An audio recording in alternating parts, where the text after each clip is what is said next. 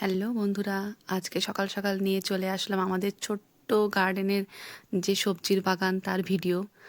আজ সকাল সকাল ছুটির দিন, শনিবার আমাদের আজকে। জার্মানিতে সাধারণত শনিবারই ছুটি থাকে অফিসিয়াল কাজগুলোতে। তো আজকে সকাল সকাল এই যে আমার দেওর এখন আমাদের গাছের লাউ কেটে দিচ্ছে। আমাদের গাছ লাগানোর পরে বহু প্রতীক্ষিত আজকের এই লাউটা বেশ বড় হয়েছে। আর ওইদিকে দেখো অনেকগুলো ছোট ছোট হয়েছে, আর ওইদিকে কুমড়োরও কত সুন্দর ফুল বেরিয়ে গেছে। তো সেই লাউ রান্নাটা কিভাবে করলাম সেটাই তোমাদের আজকে দেখাবো। এদিকে পেঁয়াজটা হচ্ছে লাউ চাপানোর জন্য। আর আজকে আমরা করব ডিমের ঝুরি দিয়ে লাউ রান্না। তো ডিমের ঝুরিটা ওইদিকে সৌদিয়া ভেজে নিচ্ছে সুন্দর করে। আর এদিকে পেঁয়াজটা একটু লাল লাল হলেই তার মধ্যে দিয়ে দিচ্ছে লাউগুলো। আর এখানে আমরা লাউগুলো ছোট ছোট করে কেটে নিয়েছিলাম। অন্য সময় হলে হয়তো বাংলাদেশি দোকান থেকে আনলে আমাদেরকে প্রেসার কুকারে দিতে হতো, কারণ অত সহজে গলে না, খুব অনেক দিন ধরে যেহেতু ফ্রিজে থাকে সেই জন্য। কিন্তু এখানে যেহেতু বাড়ির গাছের, তো এক ফোঁটাও আমাদের জলও ব্যবহার করতে হবে না আশা করছি। এখানে ও লবণটা দিয়ে দিচ্ছে, যা লাউ থেকে অল্প একটু জল বেরোবে তাতেই হয়তো কষে লাউটা প্রায় হয়ে যাবে। আর এখানে আমরা কোনো এক্সট্রা সেরকম কোনো মশলা কিছুই দিইনি, সিম্পল হলুদ গুঁড়ো আর আমরা বাড়িতে যে জিরের গুঁড়োটা করেছিলাম সেটাই, জিরে ধনে আর একটু গোলমরিচ হালকা ওতে মেশানো আছে, সেগুলোই ও এখানে দিয়ে দিচ্ছে। এই মশলাগুলো সব দিয়ে তারপরে সুন্দর করে কষতে হবে। আর ওর থেকে যে জলটা বেরোবে তাতেই বেশিরভাগ লাউটা রান্না হয়ে যাবে। আর একদম শেষের দিকে যখন হওয়ার ঠিক মুখে, তখনই ডিমের ঝুড়িগুলো দিয়ে আর একটু নাড়াচাড়া করে খানিকক্ষণ, একটু নাড়াচাড়া করে অল্প একটু রান্না হয়ে গেলেই নামিয়ে দিতে হবে। একদম সিম্পল, তোমরা বাড়িতে এই লাউ ডিমের ঝুড়ি দিয়ে রান্নাটা করতে পারো। হয়তো আমাদের ওখানে অনেকেই করে, তবুও যারা করনি তারা কখনো একদিন ট্রাই করো, নিশ্চয়ই ভালো হবে। আর এই দেখো লাউ ঢাকনা দেওয়ার জন্য কতটা জল বেরিয়েছে। আর খুব সুন্দর করে এখানেও কষিয়ে নিচ্ছে। এবার লাউটা একটু নরম হয়ে গেলেই, মোটামুটি সিদ্ধ হয়ে গেলে তারপরে ডিমের ঝুড়িগুলো দেবে। আর এখানে ডিমের ঝুড়িগুলো দিয়ে লাউটা রান্না করেও একটা বলে নামিয়েও নিয়েছে। আর ওইদিকে আমি আজকে রান্না হবে আর একটা চিংড়ি মাছের মালাইকারি। এখানে জার্মানিতে সাধারণত আমরা তো আর নারকেল কিনে, শ্রীলঙ্কা আমরা বাংলাদেশি দোকানে পাওয়া যায়, কিন্তু ওভাবে কিনে তো আর আমাদের সেই নারকেল কোড়ার ওই বটি ওই সবগুলো নেই। তো এখানে এই যে গুঁড়ো নারকেল যেটা আমরা কিনতে পারি এখানে, সেই গুঁড়ো নারকেলটাই আমরা কিনেছি। আর এ দেখো মাছগুলো, চিংড়ি মাছগুলো কি বড় বড়। এটা মোটামুটি এখানে 2100 বা 2200 ইন্ডিয়ান টাকাতে নেয়। আর তোমার প্রায় 14 পিস করে থাকে। খুব ভালো এই মাছটা। তো এই মাছগুলো আমি এখানে এখন কাঁচি দিয়ে কেটে নিচ্ছি। ইন্ডিয়াতে হলে হয়তো বটি দিয়ে ফটাফট কেটে নিতাম, কিন্তু এখানে আর সেটা সম্ভব না। এখানে তো আমাদের বটিই নেই, ছুরি কাঁচিতেই কাজ সারতে হয়। তো আমি তোমাদেরকে দেখিয়ে দিচ্ছি এখানে কি করে মাছটা কাটতে হয়। ফার্স্টে ছোট ছোট করে ওইগুলো সব কাঁচিতে কেটে নিলাম। আর এখানে ওই যে মাছের একটা সরু একটা শুট ছিল, সেটা দিয়ে ওপরে মাথার ওখানকার ময়লাটা বার করে নিলাম। আর এখানে এই ঘাড়ের কাছে একটা সরু ময়লার একটা মতন নালি মতন থাকে, তো ওইটাকে আমি একটুখানি এখানটা এরকম করে খুঁচিয়ে দিয়ে তুলে নিলেই ওইটা বেরিয়ে আসে। আর বাকি খোসাগুলো ছাড়াবো না। আর এখানে যদি নারকেল গাছ বা কোনো গাছ থাকতো তাহলে নিশ্চয়ই কাঠি ফুটিয়ে রাখলে মাছগুলো আরও সুন্দর লম্বা থাকতো, কিন্তু এখানে সেটা নেই। এই যে মাছগুলো কেটে ধুয়ে এখন লবণ হলুদ মাখানো হয়ে গেছে। এবার এগুলো একটু ভাজা হবে। তো এক এক করে মাছগুলো দিয়ে দেওয়া হচ্ছে, একটু হালকা উল্টো পাল্টে একটু ভেজে নেবো, যাতে কাঁচা ভাবটা একটুখানি চলে যায়। মাছগুলো ভাজা হয়ে গেলে ওটা একটু আলাদা পাত্রে রেখে দেবে। আর ওদিকে ততক্ষণে আমি নারকেলের গুঁড়োটাও ভালো করে নেব। নারকেলের গুঁড়োটা অনেকক্ষণ গরম জল দিয়ে মোটামুটি 10-15 মিনিট মতো ভিজিয়ে রেখেছিলাম। এবার তারপরে এটাকে মিক্সচারের মধ্যে দিয়ে দেবো পুরোটা, দিয়ে খানিকক্ষণ একটুখানি করে নেব, মোটামুটি একটু ফুল স্পিডে দিয়ে 5 থেকে 7 মিনিট করে নেব। আর ওদিকে ততক্ষণে কিছুটা দুটো মতো পেঁয়াজ কেটে নিয়েছে সৌদিয়া, আর কিছুটা পেঁয়াজ মিক্সচারে করে নিয়েছে ও একটু পেস্ট।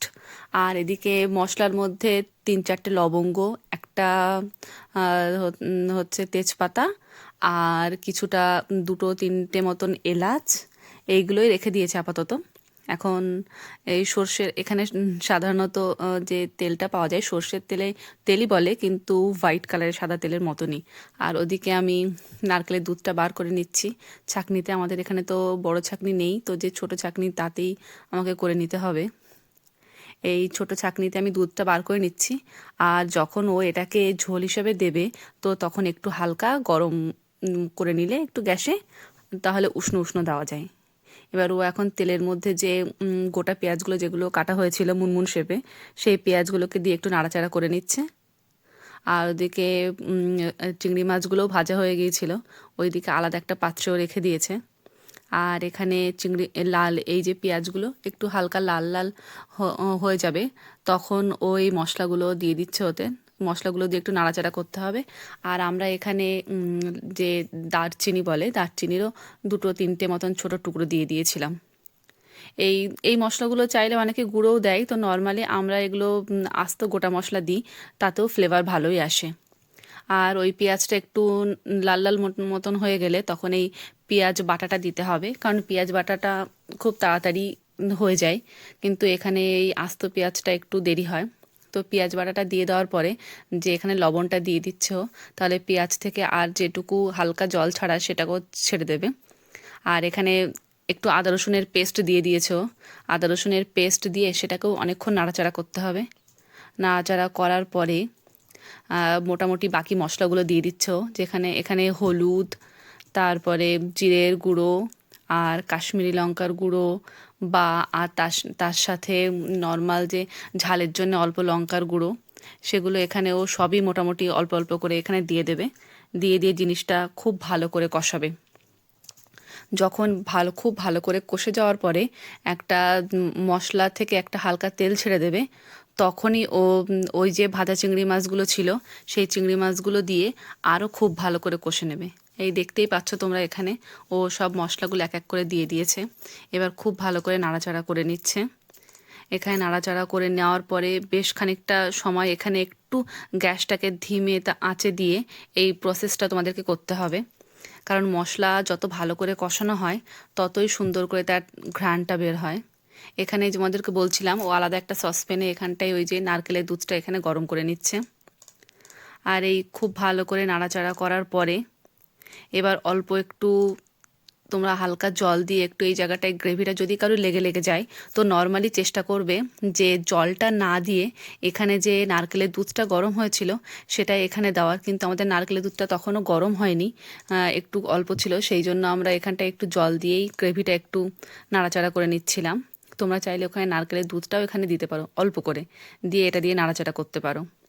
তো এখানে এই মশলাটা জল দিয়ে নাড়াচাড়া করে এবারও এর মধ্যে চিংড়ি মাছটা দিয়ে দেবে।